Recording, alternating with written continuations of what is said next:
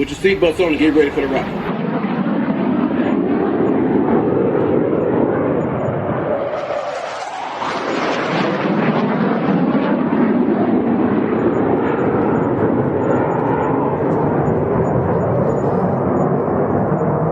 We're the freaking New York Jets, so we're built for this shit.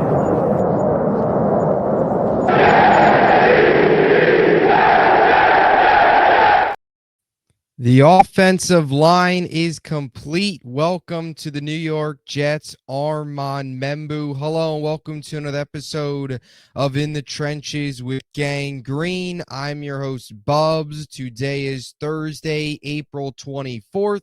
This is episode 529 of the In the Trenches with Gang Green podcast. I thank you, as always, for joining me. For those tuning in on YouTube, make sure to please like and subscribe. Of course, appreciate all of those tuning in on all the different audio podcast platforms. And just a couple minutes ago, Darren Muji and Aaron Glenn made their first pick as general manager and head coach of the New York Jets. And that first draft pick is Armand Membou, right tackle out of Missouri. We've talked about it for a while over the last couple months, right? The big debate, the big question, do you take Membou? Do you take Tyler Warren? Even recently, we've heard some rumblings about potentially going defense, but the New York Jets stay on the offensive side of the football. You guys know where I stand with Armand Membou. I like him a lot as a prospect. And when you look at the Jets' perspective, is it the flashy pick? No. But is it a smart pick? Yes. And does it shore up their offensive line and you help build around Justin Fields and build an identity and build up the trenches? 100%. That is what you're getting here with Armand Membou out of Missouri. And you now look at this New York Jets offensive line. We'll break down Membou here as a prospect in a second, but just the Jets angle here. You look at this New York Jets offensive line from left to right. Olu Fashanu, right? John Simpson, Joe Tippmann, Elijah Vera Tucker, and now you slot in Armand Membou. And with Olu and Membou on left and right, you ideally, in a perfect world, put yourselves in a situation to have your two bookend tackles for the next 10 to 15 years, ideally. And you look at this offensive line, the potential is off the charts.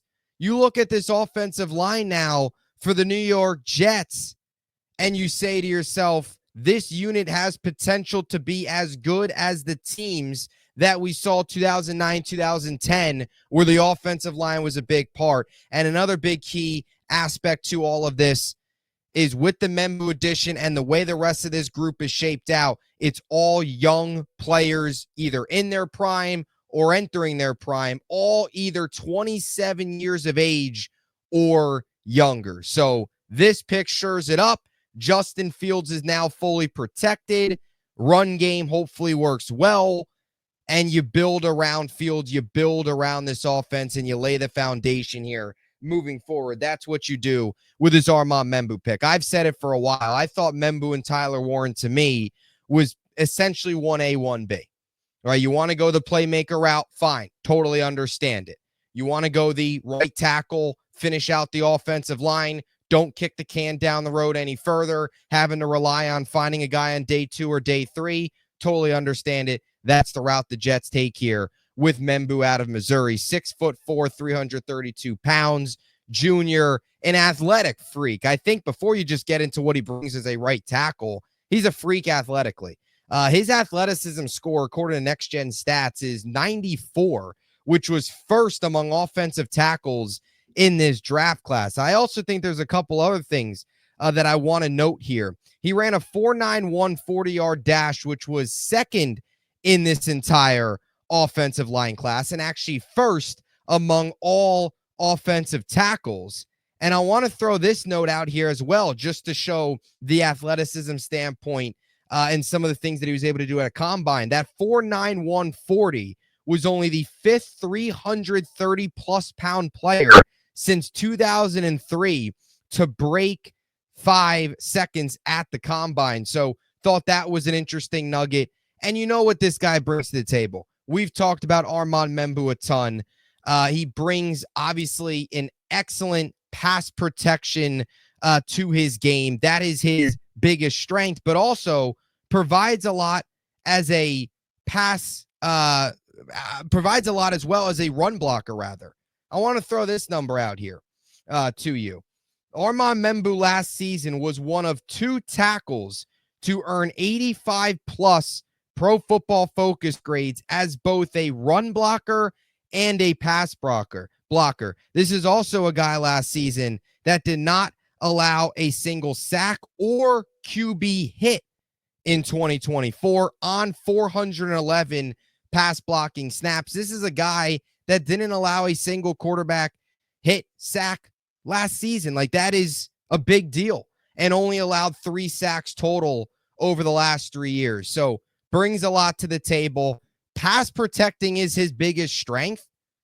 But when you look at some of the numbers and you break down the tape, this is also a guy that not only arguably was the best pass protector in this draft, but you're also getting a guy here that does a lot of really good things against the run, right? We talked about that 85-plus run blocking grade, actually graded out last season 87.6 as a run blocker, and finished out overall at 90.6. And I think this is one of the biggest aspects.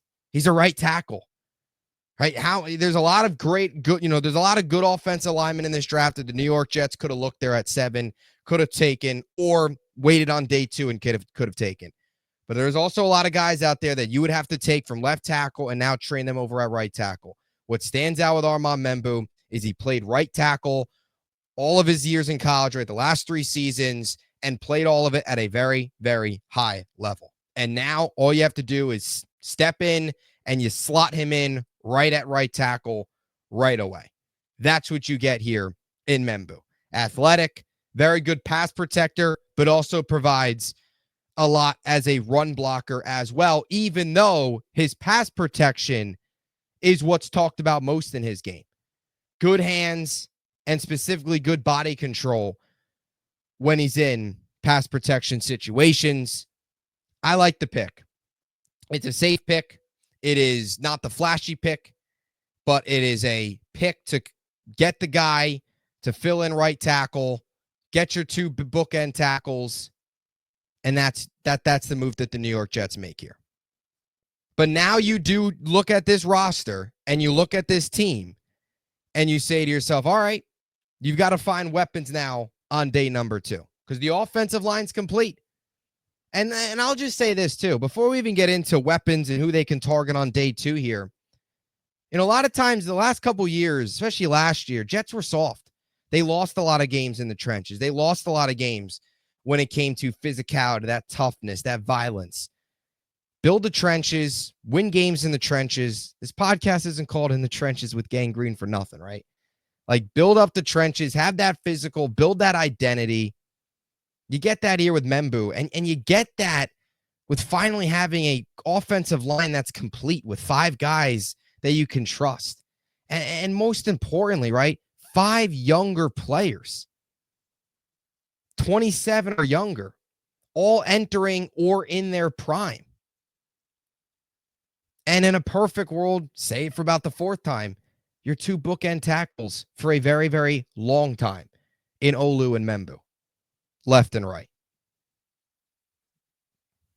Not only protecting Fields this year, but if you do take a quarterback next year, that's also a big building block. Having guys on the quarterback's tackles are sometimes his best friend.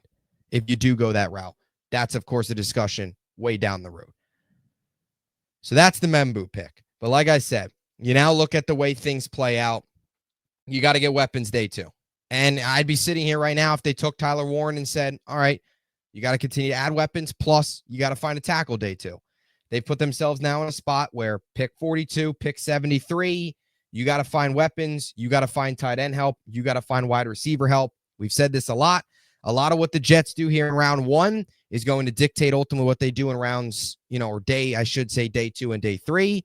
And also the Jets have put themselves in a situation just with the holes on the roster Like, we can all be excited about Armand Membou, and rightfully so, but you also got to, as a fan, you got to realize this team has so many holes, and this draft's far from over. And I think really what's ultimately going to come down to this regime and this draft is what they do in the middle rounds, because that's what plagued the previous regime. And they have so many holes, they're going to have to find a lot of significant talent in the middle rounds. We've talked about it. You got to be, your first 3 picks have got to be key contributor, key starters. So you look at some of the tight ends, right? You probably, Mason Taylor is, of course, a big name. Connection, of course, Jason Taylor spent the season with the Jets, but not even just that. You've seen him mocked a lot, potentially going there at 42. Tight end out of LSU. You've also seen a lot of Elijah Arroyo. Do you go down that lane with Arroyo? Terrence Ferguson out of Oregon, Harold Fannin Jr., Gunnar Helm, maybe even guys later day 3 to maybe, or later day 2 to even day 3 potentially, and a guy like Fannin Jr. or Gunnar Helm. It'll be interesting to see how much the Jets, what they value at the tight end spot. Do you value more of that blocking as along with receiving tight end? Do they value more the receiving upside? Do they value more the blocking upside? Do you want a bigger slot in a guy like Elijah Arroyo? Do you want just, again, essentially just like a bigger slot and just practically a receiver in Harold Fannin Jr. with a ton of receiving upside? Do they value that? Only time will tell to see how they value that and approach that on day number 2. But those are some of the tight ends to look for. And we've talked a lot about the middle round receivers, a Jaden Higgins, a Jalen Noel, both out of Iowa State, a Jack Besh. You look even further down the list to somebody who I've talked about a lot, but somebody like a Kyle Williams. Could he be a guy that actually falls through the cracks into day 3? Maybe. He's got a lot of steam recently. He was for a while projected to go probably round 4, round 5. Now it maybe looks more like a day 2 selection. But Kyle Williams out of Washington State, they had a top 30 visit with him. So he's a name to look for as a potential day 2 option at wide receiver for this team to get weapons. And you also need to find, of course, another interior defensive lineman. And then, of course, another big aspect as well, a safety.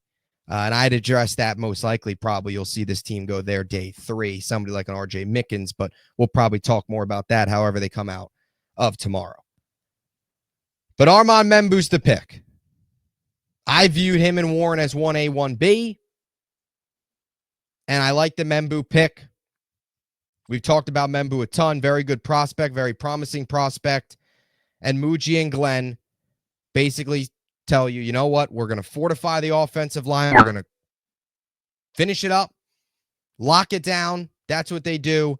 Now the focus is on all the other needs, playmakers, all that other stuff now, which we'll see day 2 and day 3. So Armand Membou is a New York Jet, right tackle out of Missouri. Let me know what you think in the comment section down below of this move. You like it?